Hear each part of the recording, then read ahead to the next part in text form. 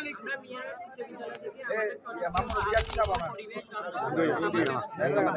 এই খামারে যে গোবর এই গোবরগুলো আমরা পরিবেশে না ফেলে দিয়ে এগুলোকে আমরা কাজে লাগিয়ে বিদ্যুৎ তৈরি করেছি।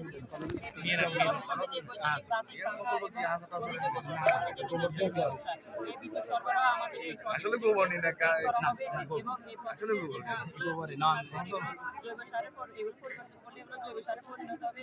এই জৈব সার আমরা আমাদের সবজি ক্ষেত এবং ঘাস উৎপাদন পুকুরে মাছের খাবার হিসেবে ব্যবহার করতে পারবো। আবার আমরা আমাদের গোবরকে আরেকটি কাজে লাগিয়েছি, যেটা হলো বায়োগ্যাস। এই গ্যাস খামারে যে কর্মচারী থাকে তাদের খাবার রান্না করার জন্য এই গ্যাস আমাদের এই প্ল্যান্টটি কাজে আসবে।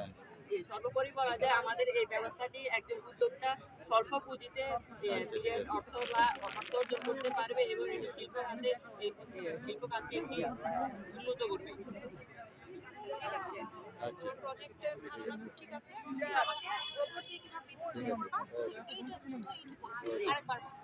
গোবরে আমরা এখানে দুটি জিনিস দেখেছি, একটা হলো কার্বন দণ্ড, আরেকটা হচ্ছে জিঙ্ক প্লেট।